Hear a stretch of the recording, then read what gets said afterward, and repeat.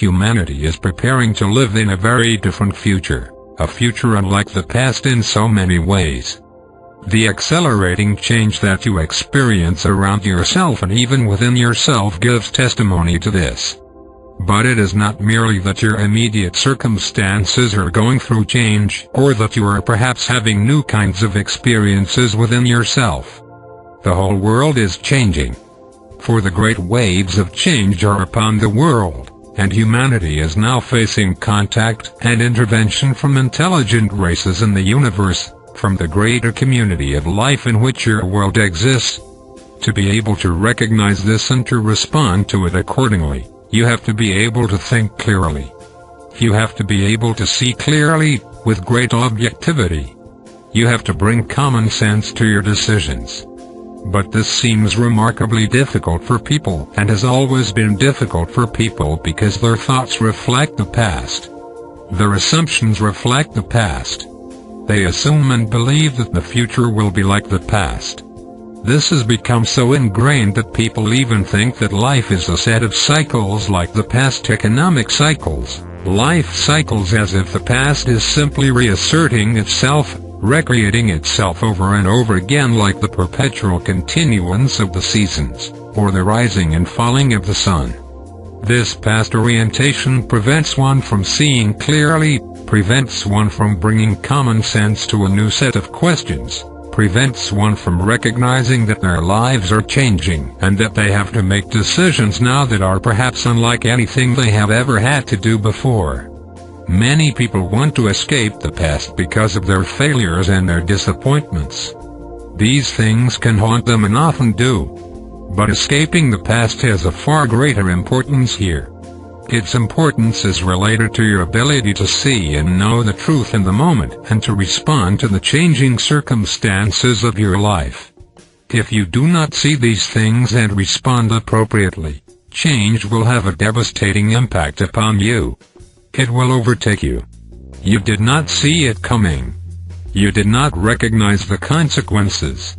You did not see the importance of making a decision way back when you did have the opportunity to make the decision. So much regarding success and failure in life depends on the ability to see, to know and to respond appropriately, even facing decisions you are unaccustomed to, even facing circumstances you are not adapted to and are not used to. God has put within you a greater intelligence to help you make these decisions, to help you to see and recognize a set of circumstances that you must respond to. God has given you the eyes to see and the ears to hear. But because the mind is so fixated in the past and on the assumptions from the past, this seeing and this hearing are greatly impeded and in many cases overwhelmed. So the past you are escaping is not merely your own sense of failure, loss and disappointment from previous times. It is really the ability to look ahead, to see what is coming over the horizon of your life, to recognize the great waves of change in a timely manner so that you may be able to respond to them, prepare yourself for them, and so that you may have the time to change the circumstances or the situations in your life appropriately. Knowledge within you will warn you far in advance of danger and difficulty. But if you cannot hear what knowledge is telling you, or if you do not take its messages seriously, dismissing them as mere obscurities or fears that must be overcome, then you will not benefit from the great voice that God has placed within you. And though you are intelligent, you will not function in an intelligent manner. For real intelligence is the ability and the desire to learn and to adapt. This is what real intelligence is. Real intelligence is not simply solving complex problems, or building complex machines, or being clever and witty. For if you cannot see and you cannot know, what advantage do these aspects of your mind give you? If you cannot respond intelligently to life, then what is the value of your intelligence? God knows what is coming over the horizon, and that is why there is a new message from God in the world. But if you cannot see it, if you cannot respond to it, if you cannot mount the effort to do those things that it is telling you to do, then God's message will seem to be lost upon you, and the great endowment of knowledge that has been given you will not be yours to benefit from. Many people speak of possibilities regarding the future. The future could be this.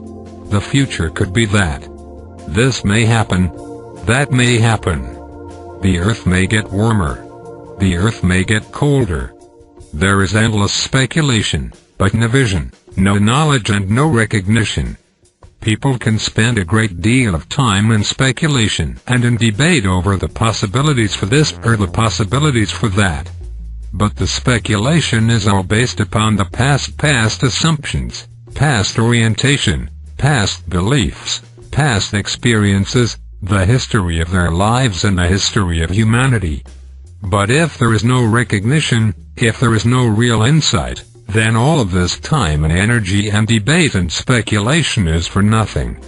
It has not benefited you at all. In debate, you will rest upon the assumptions that you are most accustomed to. You will seek to reinforce what you already believe to be true. You will try to defend your position, assert your perspective, and solidify your beliefs to reinforce the past. This tremendously wasteful expenditure of your energy, time and resources is actually just an attempt to reassert what you already think is true and to overcome any objections to this. Self-fulfilling this is and self-defeating all at once. The truth in life is that you do not know what is going to happen next unless knowledge gives you an insight or a clue. People base their whole lives on a set of unquestioned assumptions about the continuance of things that they recognize and are accustomed to. But life can give you a new experience and can rob you of your abilities in a moment. Things can change for you dramatically in a moment. A great accident, a great loss, a great illness, a tragic set of events in your community, war, pestilence, drought, famine or flooding.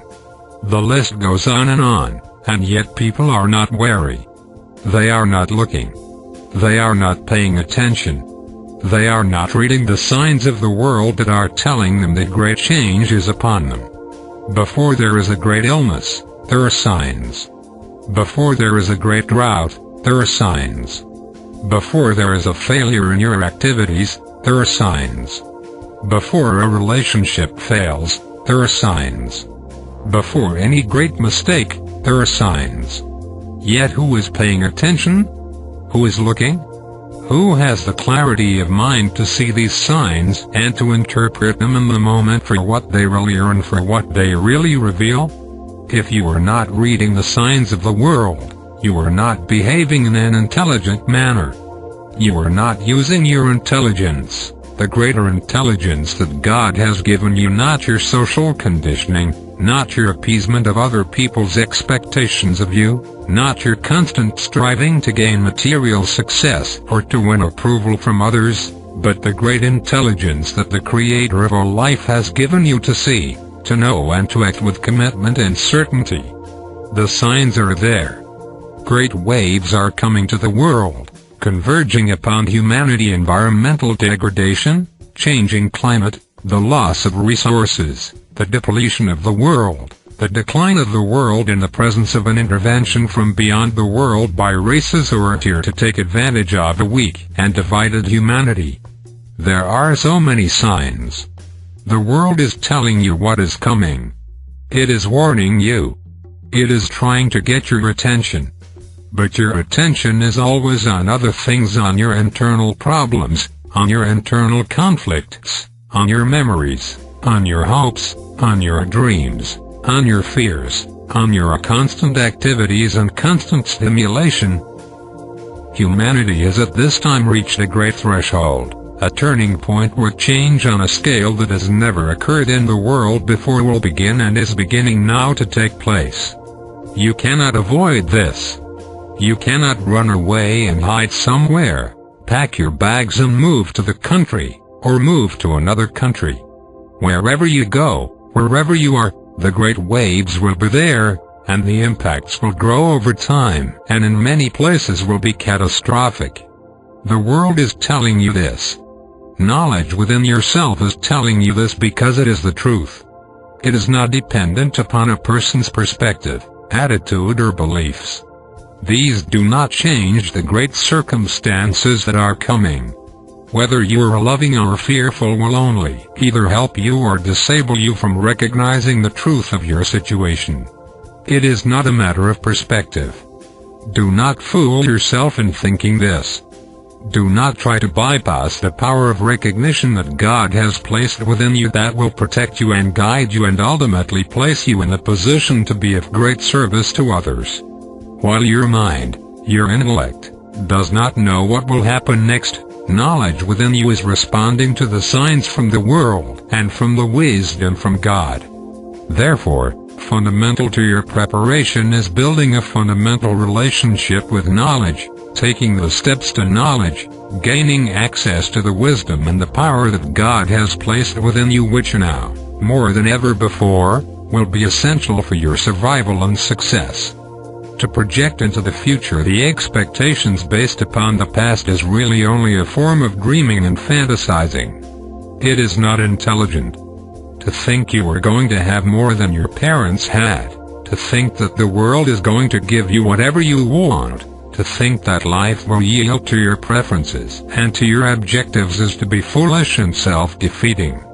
In truth, now at this great threshold, you will have to read the signs very carefully and very objectively, both from what the world is telling you and from what knowledge within you is indicating, in order to begin to navigate a changing set of circumstances, a changing set of situations, navigating the troubled waters ahead. Here you must stop dreaming, stop speculating, and stop fantasizing in order to take the time to become still, to listen, to look, and to allow the realization to slowly come together for you. Here there are no quick answers and immediate solutions. People want these things and expect them because they do not have the strength to face uncertainty. They do not have the skill and the maturity to face a set of circumstances that they cannot at first understand. So they want or demand solutions, answers, things that are simple, things that do not require any work from them or any participation from them, for they want to keep on dreaming, keeping their life of fantasy going so the world does not impinge upon them or demand anything from them. If you understand what real intelligence is, you will see how remarkably foolish this is and how it will lead people to their own demise, and you will see how it prevents one from receiving the wisdom and the grace of God. For God is not going to come and change all the circumstances to give you what you want.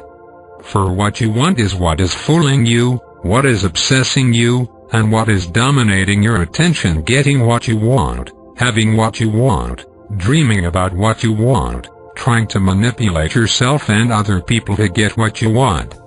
Beyond meeting the basic necessities of life, this pursuit becomes ever more self-deceiving.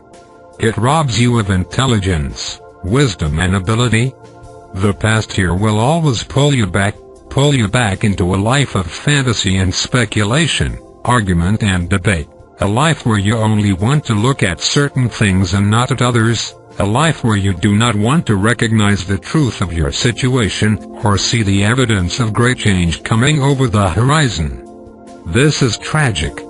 It is tragic not only because of the outcome, but it is tragic because of the loss of your ability to gain the great wisdom and power that God has given you and its service to the world through you. Here not only does your life succumb to the great waves of change, but you are denied the possibility of providing a great contribution to life.